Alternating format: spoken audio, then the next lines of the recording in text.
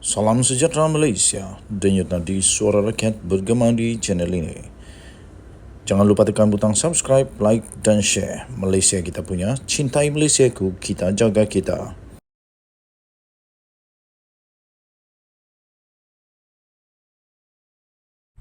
Salam sejahtera Malaysia, denyut nadi suara rakyat terus bergema di channel ini. Wow, nampaknya Anwar bertubi-tubi untuk dimohon, diminta, dirayu supaya Najib dibebaskan. Tapi ada satu yang baru ini yang lebih dahsyat. Daripada seorang pengamal politik, daripada seorang yang sudah lama berpolitik di Malaysia, dan saya fikir beliau tahu tentang undang-undang negara Malaysia. Perkara ini bukan perkara yang kecil. Kita tahu orang yang mencuri Milo pun kena penjara. Orang yang mencuri petai kena penjara, motor kena penjara. Tak sampai juta-juta pun. Apakan pula 42 juta ringgit. Tapi bagi Zaid, 42 juta itu hanya hal kecil. Bukan Zaid Hamidi ya, ini Zaid yang lain. Dia kata 42 juta ringgit itu hal kecil. Zahid minta Anwar supaya bebaskan Najib. Saya kata tak payah. Kena adil lah, kena adil. Bagaimana mungkin boleh dia dibebaskan dengan 42 juta itu? Itu bukan hal kecil, ini hal besar. Orang curi Milo pun kena. Orang curi petai pun kena, apalagi 42 juta ringgit. Ini kata bekas Menteri Undang-Undang sendiri. Oi, hairan juga. Kenapa bekas Menteri Undang-Undang kata begitu? Dia kata bekas Menteri Undang-Undang Zaid Ibrahim menggesa supaya Perdana Menteri Anwar Ibrahim untuk membebaskan bekas Perdana Menteri Najib Razak demi rakyat. Demi rakyat juga harus ada keadilan. Katanya dari sudut pandang scheme of things, 42 juta ringgit itu ialah nilai dalam kes rasuah SRC International di mana Najib telah disabit bersalah hanyalah perkara kecil.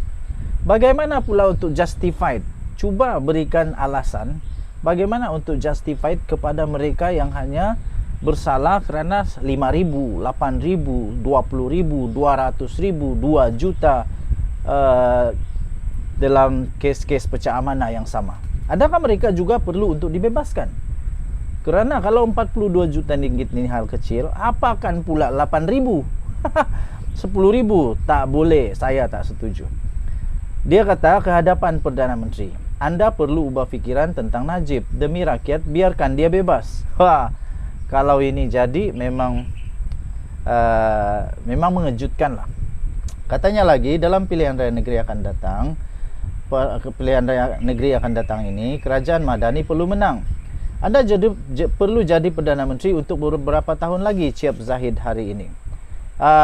Saya punya jawapan untuk ini ialah Anwar Ibrahim kena tegas kepada pendirian yang selama ini.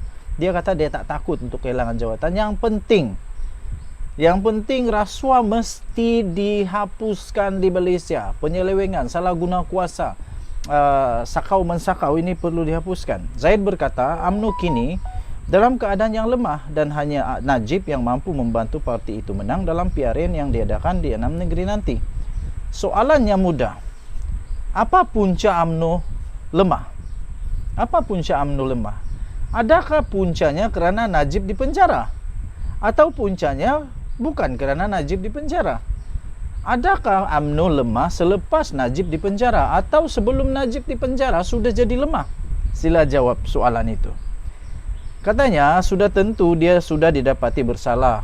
Tapi dalam scheme of things 42 juta adalah small change. Aduh, janganlah begini. Lagipun mulai sekarang rasuah adalah perkara yang sudah berlalu di bawah kepimpinan anda yang tegas dan bersih. Tiada siapa boleh kata anda berlembut dengan rasuah jika mengampuni Najib, katanya lagi. Yang mengampuni Najib bukan Anwar Ibrahim. Kena ingat, yang kena ampuni Najib bukan Anwar Ibrahim. Itu adalah hak mutlak daripada pertimbangan Seri Paduka Baginda yang di Pertuan Agong. Saya fikir bukan begitu mudah. Najib kini menjalani hukuman penjara 12 tahun dan denda 210 juta ringgit. Berikutan kerana tuduhan rasuah terhadapnya dalam kes SRC International yang berjumlah 42 juta ringgit. UMNO sebelum ini telah pun membuat permohonan agar bekas Perdana Menteri itu diberikan pengampunan diraja. Anwar yang juga turut menganggotai lembaga pengampunan telah menjelaskan setiap individu yang disabitkan bersalah ada hak untuk mendapatkan pembebasan dengan memfailkan permohonan dengan lembaga itu. Bagaimanapun dia berkata pengampunan itu adalah hak mutlak yang di Pertuan Agong. Denyut Nadi, suara rakyat bergema di channel ini. Suara saya, admin di Twin TV, saya tak setuju kalau belum tiba masa yang sesuai untuk dia dibebaskan, tapi dibebaskan. Harus adil kepada rakyat, bukan hanya adil kepada seorang, tapi seluruh rakyat Malaysia. Denyut Nadi, kita jumpa lagi. Bye-bye.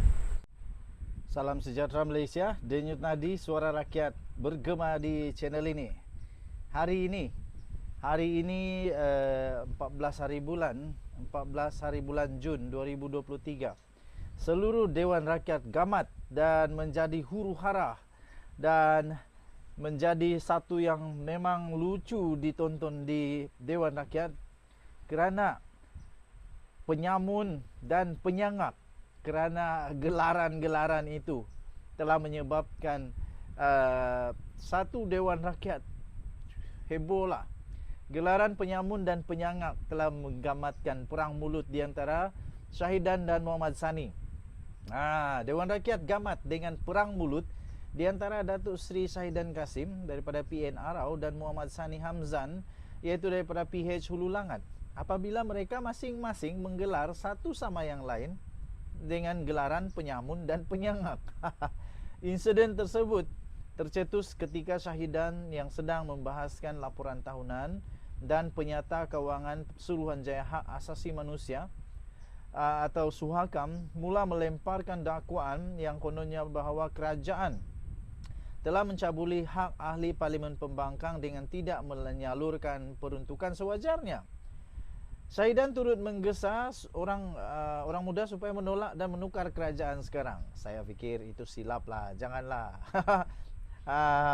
Tak payahlah nak hasut ke, tak payah nak provok ke untuk sokong mana-mana. Kerana orang muda tahu mana satu yang nak disokong. Sama ada mereka nak sokong kerajaan atau tidak, itu terpulang kepada mereka.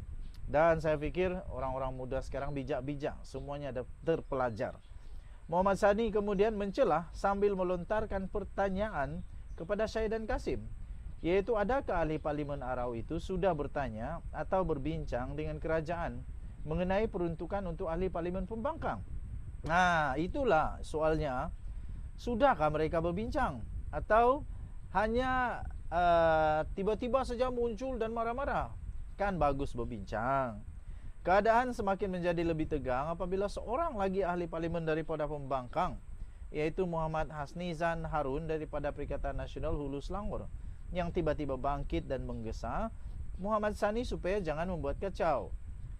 Sewaktu masing-masing tidak mau mengalah, Syahidan tiba-tiba menggelar Muhammad Sani penyamun. Sambil menuding jari ke arah blok kerajaan, termasuk supaya meminta ahli Parlimen Hulu Langat itu duduk.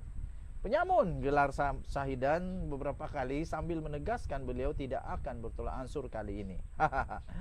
Muhammad Sani kemudian bingkas membalas dengan gelaran penyangak beberapa kali. Selain juga sempat membidas Muhammad Hasnizan kerana sanggup bersekongkol dengan penyamun seperti Syahidan Kasim. Ini memang patutlah panas. Tapi sebenarnya perlu rasional, perlu bertimbang rasa, toleransi. Pelan-pelan kamu, jangan gaduh-gaduh. Dia berkata, bahasa kamu memang guna bahasa tidak baik. Orang Selangor tak boleh terima orang macam ini, katanya. Kemudian yang di-Pertua Dewan Rakyat Tan Sri Johari Abdul kemudiannya mencela dengan mengarahkan supaya ahli Parlimen Hulu Langat itu supaya duduk. Jadi akhirnya situasi dapat ditenangkan semula. Dan sebenarnya di dalam parlimen keadaan begitu tu biasa, kerana reaksi itu adalah aksi. Jadi untuk beraksi menjadi ahli parlimen mesti ada reaksi. Aksi itu reaksi, reaksi itu aksi. Jadi biasalah. Cuma saja yang paling penting adalah setiap isu yang dipersoalkan itu haruslah ada jalan penyelesaian dan bukan hanya bergaduh-gaduh saja. Jadi tahniah diucapkan kepada semua ahli parlimen yang dapat bereaksi dan beraksi di Dewan Rakyat untuk negara Malaysia. Kita jumpa lagi. Bye-bye.